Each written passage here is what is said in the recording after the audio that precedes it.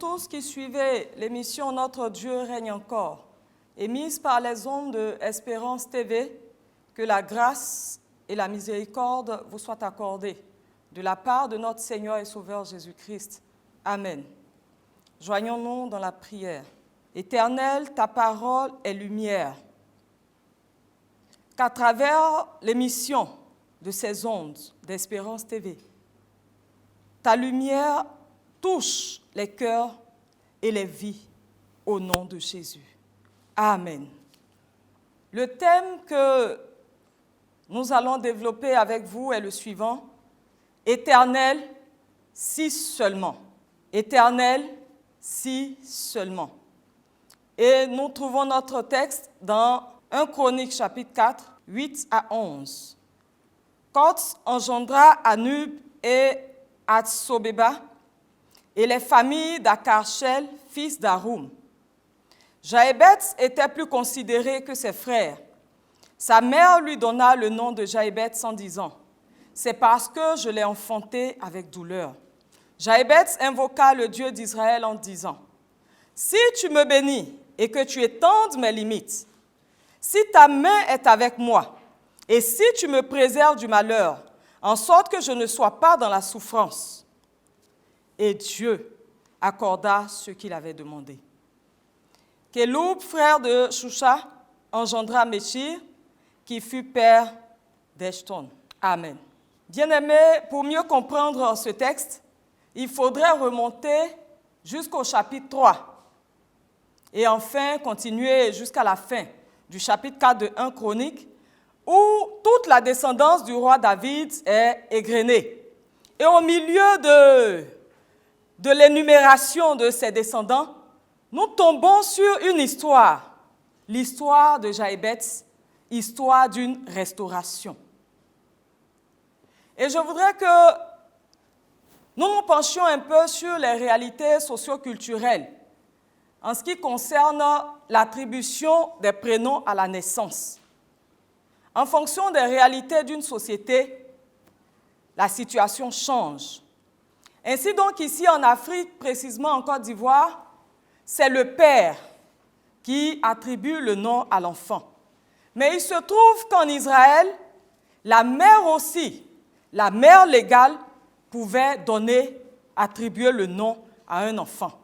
Donnons pour exemple dans le livre de Genèse au chapitre 3, Léa et Rachel qui, à travers leurs servantes Zilpa et Bila, ont donné des enfants à leur époux commun et qui chacune ont attribué le nom à ses enfants. Le nom décrit une situation, un état d'âme au moment de la naissance de l'enfant. Ainsi, nous pouvons entendre par-ci ou par-là Souraleh, qui veut dire bénédiction en baoulé, parce que le parent aurait reçu une bénédiction de la part du Seigneur. Nous pouvons donner le nom de Joyce, parce que la naissance de cet enfant-là nous procure une joie indicible. Victoire pour un parent qui serait sorti victorieux d'une situation éprouvante. Et pour le cas de Jaébeth, c'est souffrance, parce que sa mère l'a engendré dans la souffrance. Bien-aimé, le nom a une influence, négative ou positive, en fonction de la situation. Et lorsque nous racontions l'histoire tout à l'heure, nous n'avons pas oublié de mentionner que Jaébeth fait partie de la descendance de David, et donc de sang royal, de descendance royale, ce qu'on pourrait dire, il est de sang bleu, il est de sang noble. Et on pourrait donc penser que tout est acquis à la cause de Jaébeth. Et pourtant, il était né dans la souffrance et depuis sa naissance, Jaébeth était objet de souffrance. Et à ce moment précis, Jaébeth opère quelque chose, s'opère dans la vie de Jaébeth. Il fait une prise de conscience. Il prend conscience de sa limitation, il prend conscience de sa vulnérabilité, il prend conscience de sa souffrance. En réalité, ces bénédictions qui ont été prononcées par le Seigneur sont là, elles sont réelles, mais elles ne lui sont pas acquises. Le bonheur et la grâce qui sont censés l'accompagner ne l'accompagnent pas. Tout lieu que foule la plante de ses pieds et qui est censé lui échoir ne lui échoit pas. Aucun malheur n'est censé approcher de sa tente et pourtant, il vit dans la souffrance. Jochebed va donc poser une action. Il va se lever, il va secouer sa poussière, il va sortir du tombeau. Jochebed va s'adresser au Seigneur, il va s'adresser au Dieu pourvoyeur, à celui qui ne libère pas une parole sans qu'elle s'accomplisse, car il est dans sa parole. Il va donc invoquer le Seigneur et il sera exaucé aussitôt. Mais je voudrais qu'on se demande, pourquoi aussitôt? Pourquoi cet empressement du Seigneur à exaucer Jochebed? Ce qui nous intéresse ici lorsque nous lisons, si nous nous focalisons sur les deux versets 9 et 10, rien ne dit explicitement pourquoi le Seigneur s'empresse d'exaucer Jochebed. Mais je voudrais nous inviter à nous pencher sur un petit mot de 2 lettres, si, qui revient 3 fois. C'est une conjonction de subordination et elle introduit une proposition subordonnée de condition. Ça, c'est ce qu'on nous a appris depuis l'école primaire. Et donc, quand on dit si, il y a quelque chose qui vient. Je me souviens de cette chanson. Je vais juste donner les paroles. Si j'avais de l'argent, je bâtirais une maison. Lorsqu'on dit si, il y a quelque chose, il y a une condition qui vient. Mais ici, nous ne voyons rien.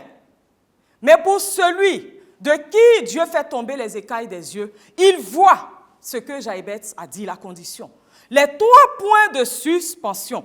En réalité, bien-aimé, Jochebed fait un vœu à l'Éternel. Dans le secret, dans l'intimité avec le Seigneur, oui, et Dieu s'empresse de l'exaucer. Dieu aime les alliances, car elles sont un engagement volontaire et donc sincère. Les vœux, les alliances viennent du cœur. Elles sont l'expression de notre foi. Et Dieu, étant le consommateur de notre foi, tout vœu, toute alliance que nous faisons avec le Seigneur déclenche forcément quelque chose dans notre vie. La mère de Samson a fait un vœu à l'Éternel et le Seigneur l'a béni en lui donnant un garçon. Anne a fait le même vœu et le Seigneur l'a béni. Même Jephthé, dans le livre des Juges, a fait un vœu et le Seigneur l'a exaucé. Oui, bien-aimé, comme Jochebed, tu es de sang royal, car tu es co-héritier avec Christ. Et les bénédictions se tiennent à ta porte. Et même si, comme lui, tu es objet ou sujet de souffrance, d'épreuve, même si ta situation perdure, je voudrais t'inviter ce matin à entrer en alliance avec le Seigneur. Une alliance personnelle, une alliance intime, une alliance sans témoin, comme celle que Jochebed a fait avec le Seigneur. Il n'a pas eu besoin d'exprimer verbalement son vœu, mais Dieu qui sonde les cœurs a vu sa désolation, mais aussi et surtout la sincérité qui accompagnait ce vœu. Et Dieu le fait passer de 0 à héros. Crois-tu que Dieu n'entend pas tes lamentations? Crois-tu que Dieu ne voit pas tes larmes? Penses-tu vraiment que ta situation est trop difficile et que Dieu ne puisse pas intervenir? Je voudrais te rassurer. C'est lui-même qui te demande de le mettre à l'épreuve. Ses oreilles ne sont pas fermées, ses mains ne sont pas courtes. Apprends à faire un vœu, accompagné de tes prières de vœu. Entre en alliance avec le Seigneur et vois la main agissante de Dieu dans ta vie. Amen. Et en ce moment, je voudrais t'inviter là où tu es, à la maison, au service, au marché, dans un centre commercial, au sport, à te disposer et à présenter ta situation au Seigneur. Jochebed a énuméré ces 3 souffrances. Présente ta situation au Seigneur. Dis au Seigneur, voici mon malheur.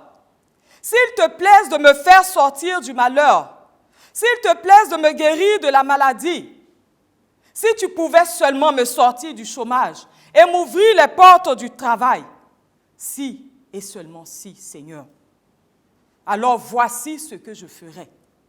Et pendant que tu lui dis tes problèmes, pendant que tu lui dis tes maladies, pendant que tu lui dis tes afflictions, commence déjà à lui faire un vœu. Commence déjà à lui dire, à exprimer ce que tu voudrais lui apporter.